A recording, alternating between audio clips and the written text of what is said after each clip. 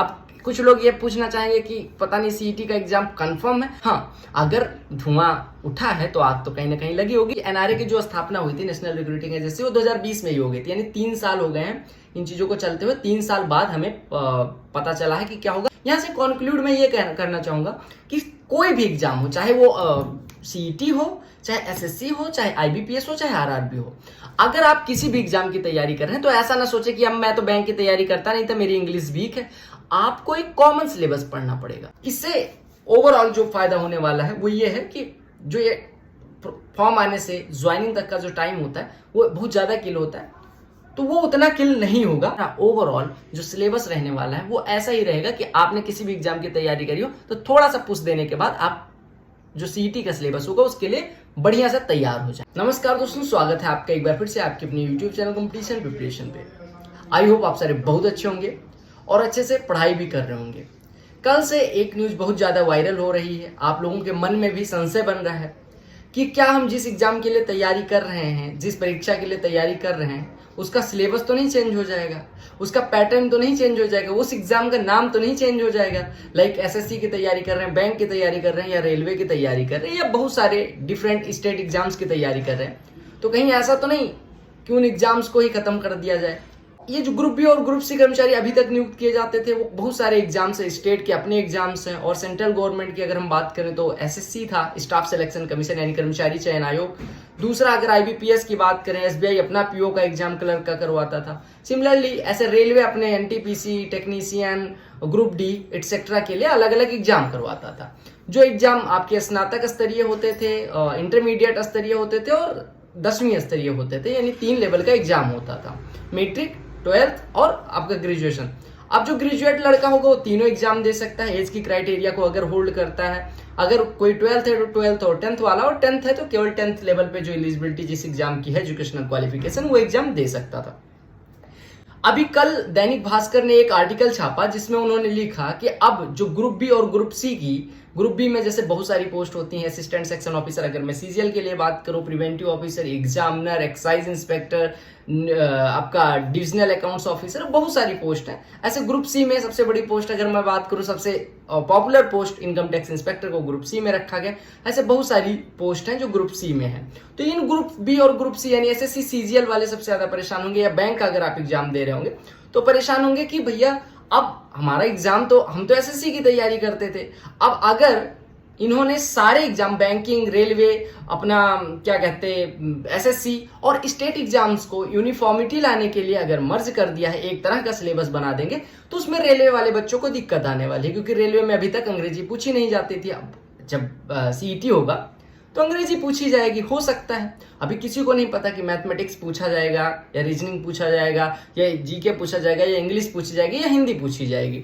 अब जैसे different states हैं, इंडिया डाइवर्स कंट्री है, यहाँ पे बहुत सारे स्टेट्स हैं और सबकी अपनी भाषाएं भी हैं। जो नॉर्थर्न स्टेट्स हैं वहाँ पे हिंदी कॉमन है, लेकिन साउदर्न स्टेट में अगर बात करें तो वहाँ पे हिंदी कॉमन नहीं है।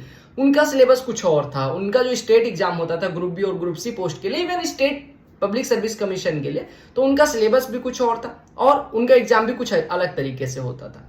अब मान लो कोई बच्चा एसएससी की तैयारी करता है तो वो जरूरी नहीं नॉर्दर्न स्टेट से हो, वो साउथ स्टेट से भी हो सकता है, या फिर ये भी हो सकता है कि कोई रेलवे की तैयारी करने वाला बच्चा जो साउथ से हो और या फिर नॉर्थ से हो, ऐसा कोई एग्जाम हो जिसमें हिंदी पूछी जाए, तो वो उसके लिए यूनिफॉर्मिटी नहीं रही, क्योंकि उसे अपनी स्टेट लैंग्वेज और अंग्रेजी आती है। तो ये सबको, यानी सारी चीजों को पिरोने के लिए अब आप एक एग्जाम की तैयारी कर रहे हैं जिसमें अंग्रेजी आती है, दूसरा एग्जाम आया, 1000 वैकेंसी है या 10,000 वैकेंसी मान लेते हैं, अब उसके लिए हिंदी पूछा जाता है तो आपको हिंदी की तरफ स्विच करना पड़ता था। यानी बच्चों के मन में बहुत सारी डिलेमा रहती थी, यानी परेशान रहते थे। इसके आने से यानी जो सीईटी होगा, यानी कॉमन एलिजिबिलिटी टेस्ट, वो कॉमन होगा। कॉमन इन द सेंस कि सारे एग्जाम्स का एक प्री जैसे अभी तक होता था, लाइक एसएससी सीजीएल का प्री होता है, बैंक का क्लर्क का प्री होता है, पीओ का होता है, रेलवे करवाता था अपना प्री, तो उन सबके लिए एक कॉमन एलिजिबिलिटी टेस्ट यानी सीईटी लाने के प्रावधान किए गए। अब उसमें क्या होगा, सिलेबस क्या होगा, देखो मैथमेटिक्स, इंग्लिश, रीजनिंग और जीके, ये 4 बेसिक चीजें हैं जो सबको आनी है। इंग्लिश आपको पैन इंडिया पढ़नी पड़ती है तो इंग्लिश रहेगा, हिंदी हो सकता है जिस एग्जाम में पूछा जाता था, सीईटी में हिंदी ना पूछा जाए, ठीक है। आपका मैथमेटिक्स चूंकि रेलवे के भी बच्चे देंगे, बैंक के भी बच्चे देंगे, तो कैलकुलेटिव और थोड़ा कॉन्सेप्चुअल भी पूछा जाए। रीजनिंग में नॉर्मल सी बात है, बैंकिंग भी इंक्लूड किया गया, तो हो सकता है सिटिंग अरेंजमेंट या बैंकिंग वाली इनइक्वालिटी वाली रीजनिंग ज्यादा डाली जाए। ये सब परिकल्पनाएं हैं, ठीक है। इंग्लिश हो सकता है बैंक वाले आ रहे हैं तो इंग्लिश टफ। अब ऐसा नहीं किसी एक एग्जाम के हिसाब से मोल्ड किया जाएगा, इसको ओवरऑल रखा जाएगा ताकि किसी भी पर्टिकुलर एग्जाम की तैयारी करने वाला बच्चा या देश के किसी भी क्षेत्र से आने वाला बच्चा परेशान ना हो। उसके लिए एक जो यूनिफॉर्मिटी है, यानी कि सेम प्लेइंग फील्ड वो मिले, यानी राइट टू इक्विटी मिले, ठीक है। जो इन्होंने वो निकाला सीईटी का एग्जाम के बारे में बात करी दैनिक भास्कर ने 11 सितंबर के पेपर में, ई पेपर में। मैं पेपर की कटिंग भी शेयर कर दूंगा टेलीग्राम चैनल पे, अगर आप नहीं जुड़े जुड़ जाना। उन्होंने लिखा कि ये जो सीईटी का स्कोर होगा, ऐसा नहीं कि आपको हर साल सीईटी देना है। एक बार आपने सीईटी पास कर लिया तो आप 3 साल तक एलिजिबल रहेंगे। 3 साल तक एलिजिबल होने का मतलब कि आप 3 साल तक जितनी भी वैकेंसी जाएंगी उन सब के लिए एलिजिबल हो जाएंगे, उन सबको फिल कर पाएंगे। उन सबका मेंस या जो भी प्रोसेस होगी, मान लो एसएससी सीजीएल की बात करें, अब सीईटी आपने निकाला है तो प्री इनको नहीं करवाना है, ये सीधे मेंस करवा लेंगे, इस तरह से कुछ होगा। या बैंक वाले अपना मेंस करवा लेंगे। तो एक बार आपने सीईटी दे लिया, 3 साल तक आपको सीईटी देने की जरूरत नहीं पड़ेगी। एक चीज इसका सबसे बड़ा जो फायदा है वो ये होने वाला है कि अभी आपको वैकेंसीज, कई सारी वैकेंसीज होती हैं, लाइक एसएससी की अलग, मतलब एसएससी में CGL, CHSL, CPO, MTS, steno, phase 9, phase 10, और अगर बात करें ऐसे आईबीएसीआई वो, और फिर वो मेट्रोलॉजिकल आईएमडी के एग्जाम होते हैं। ऐसे स्टेट गवर्नमेंट में कितने एग्जाम है, रेलवे कितने एग्जाम करवाती है।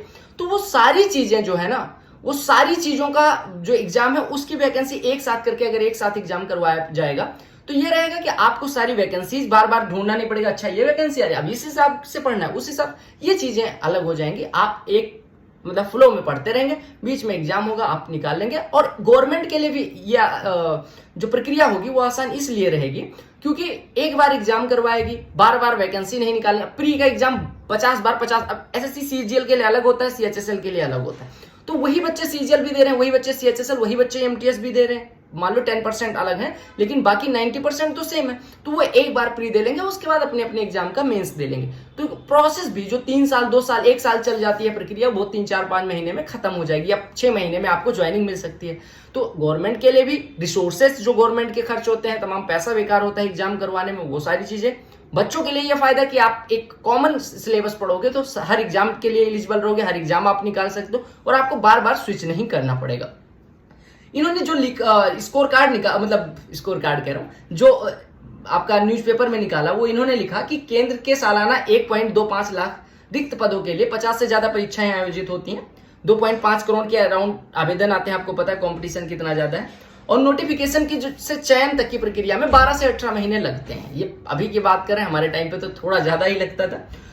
अब ये जो एग्जाम करवाएगा, जैसे स्टाफ सिलेक्शन कमीशन था अभी तक, वैसे, या यूनियन पब्लिक सर्विस कमीशन था, या स्टेट के पब्लिक सर्विस कमीशन थे, या आईबीपीएस था, ये सारी चीजों की जगह पे एक एजेंसी बनाई जाएगी, नेशनल रिक्रूटिंग एजेंसी, यानी कि एनआरए। एनआरए जो आपका सीईटी एग्जाम कंडक्ट करवाएगी। यानी एजेंसी जैसे एसएससी की कमीशन जो था, वैसे एक एजेंसी बनाई जाएगी जो आपका सीईटी एग्जाम कंडक्ट करवाएगी। इन्होंने लिखा है कि शुरुआत मई जून में स्नातक यानी कि सीजीएल का जो एग्जाम होगा, अभी आपको पता है एसएससी का कैलेंडर नहीं आया है 2024 के एग्जाम्स के लिए, तो आपका जो पहला एग्जाम इसमें लाई करेगा वो सीजीएल का होगा, ऐसा इन्होंने लिखा है। हालांकि हम न्यूज़पेपर पे ब्लाइंड ट्रस्ट नहीं कर सकते जब तक गवर्नमेंट की तरफ से कोई कंफर्मेशन नहीं आती, बट आशंकाएं लगाई जा रही है। तो कहीं ना कहीं अगर धुआं उठा है तो आग तो कहीं ना कहीं जरूर लगी होगी, और एसएससी ने कैलेंडर भी नहीं दिया है। तो इन्होंने लिखा कि आपकी जो एग्जाम होगा, पहला एग्जाम जो लाई करेगा वो सीजीएल का एग्जाम होगा इसमें।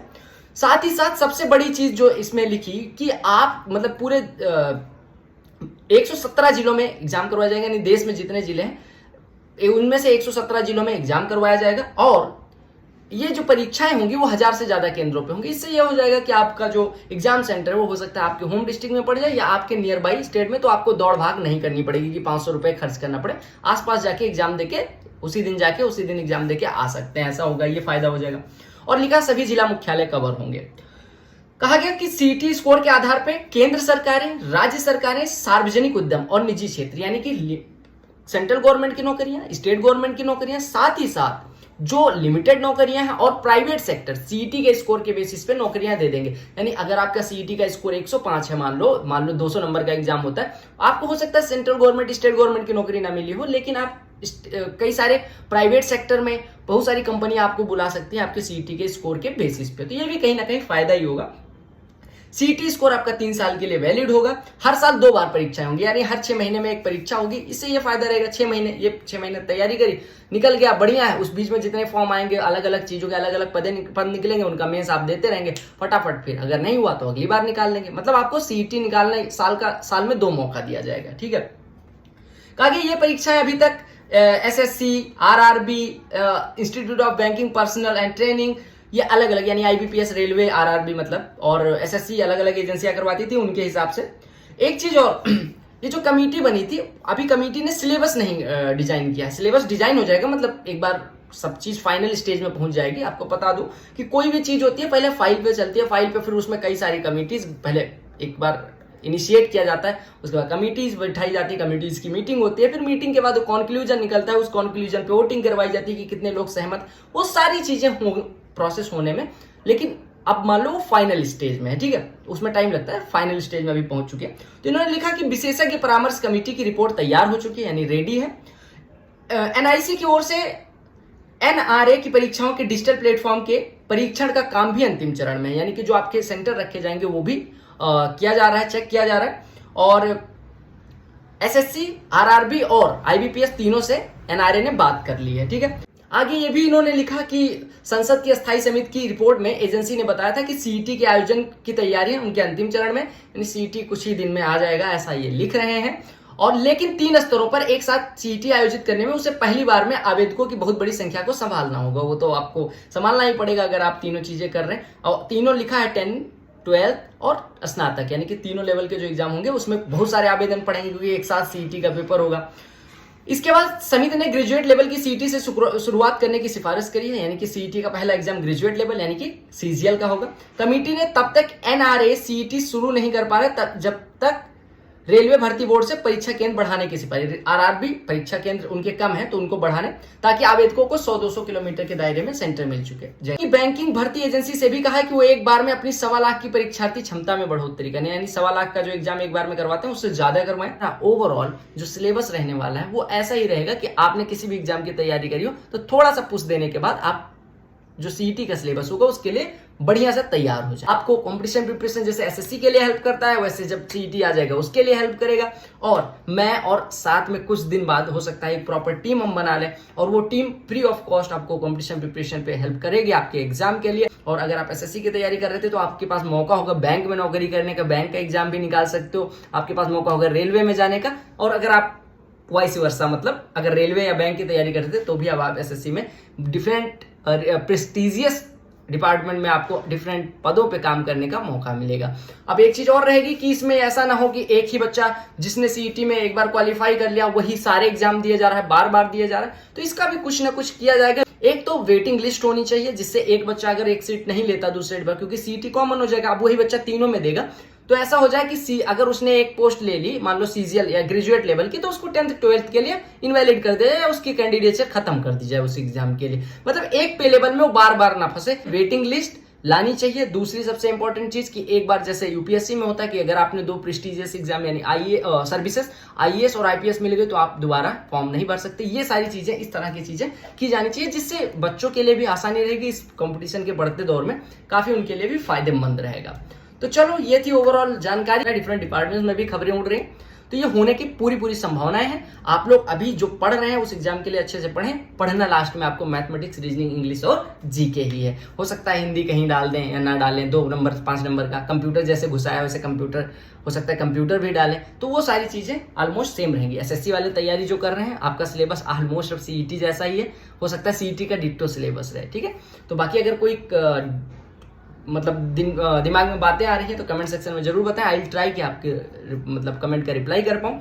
और चैनल पे नहीं होगा सब्सक्राइब कर लेना। बाकी बहुत सारी वीडियोज अवेलेबल हैं चैनल पे आपके लिए यूजफुल, तो वो देखें भी, लाइक भी करें और शेयर भी करें। साथ ही साथ टेलीग्राम चैनल से नहीं जुड़े हैं तो जरूर जुड़ें।